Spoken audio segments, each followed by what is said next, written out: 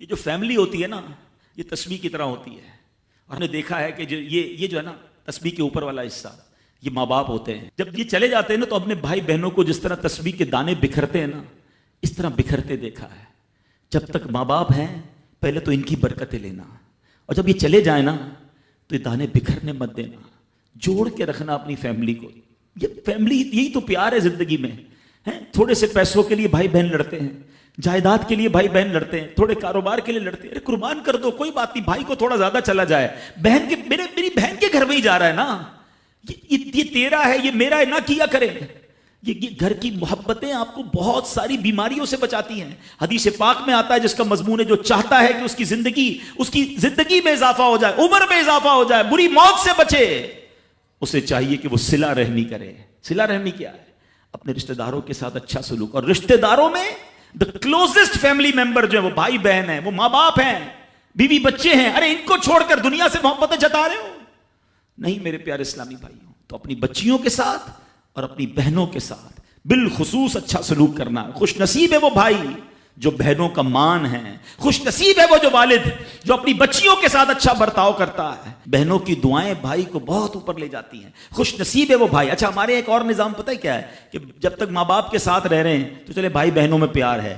اب بھائی بہنوں میں شادی ہو گئی، سب کی شادیاں ہو گئیں اور ماں باپ چلے گئے، تو اب نارملی لوگ اپنی بہنوں کو اگنور کرتے ہیں. اب یار میں تو اپنی بیوی کو دیکھوں گا، اپنے بچوں کو دیکھوں گا، اپنی کمائی کو دیکھوں گا. نہیں، اب بھائی کا کام ہے کہ وہ والد کا کردار ادا کرے، بہنوں کو یہ احساس دلائے کہ تمہارے ماں باپ چلے گئے ہیں مگر تمہارے بھائی زندہ ہیں، ہر مشکل میں تمہارے بھائی تمہارے ساتھ کھڑے ہوں گے.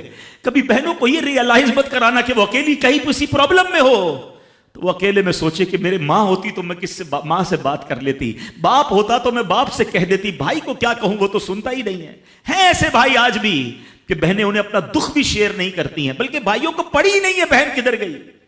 یہ مت کرنا. اگر تم اپنے ماں باپ کی روح خوش کرنا چاہتے ہو نا تو بھائی بہن جڑ کے رہو، بھائی بہنوں میں پیار رکھو. یہ پیسہ سب کچھ نہیں ہے.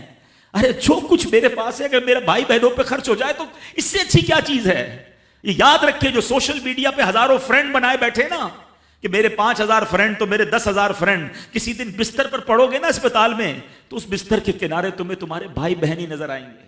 سوشل میڈیا والا تمہارا جو سارے دن چیٹنگ جس کے ساتھ واٹس ایپ پہ لگے ہوئے ہو نا گروپ میں، کوئی نظر نہیں آئے گا. جب تمہارے گھر میں کوئی بچے کا پرابلم ہوگا، رات آدھی رات کو اگر تمہارے گھر کوئی آ کے تمہیں دلاسا دے گا تو تمہارے بھائی بہن ہوں گے. بہنوں کو حقیر نہ سمجھنا، یہ ان لوگوں کے لیے بھی درس ہے. اسلام جب نہیں آیا تھا نا تو بہنوں کے حقوق نہیں تھے، ان کو کوئی ورثے میں حق نہیں دیتا تھا، بہنوں کی شادیاں نہیں کرواتے تھے. مگر آج بھی کچھ قبائل سنا ہے ایسے ہیں، آج بھی بدبخت کچھ لوگ ایسے ہیں جو بہنوں کے حق دبا لیتے ہیں. ارے بہنیں تو غم گسار ہوتی ہیں، بہنیں تو بھائیوں کا مان ہوتی ہیں. ارے بہنیں ہوتی ہیں تو گھر میں رونق ہوتی ہے. ارے بہنوں کو عزت دیا کرو، بہنوں کو پیار دیا کرو. اللہ کے حبیب فرماتے ہیں ایسا بھی ہوا کہ کچھ لوگوں کی ماں باپ جلدی چلے گئے، اب بھائی پر بہنوں کا بوجھ ہے. ایک صحابی کے بارے میں آتا ہے ان کی 6 یا 7 بہنیں تھیں اور سبحان اللہ وہ اپنی بہنوں کو انہوں نے پالا، اپنی بہنوں کو باپ بن کر پالا، ان کے بالوں میں کنگھی بھی کرتے تھے. اور جب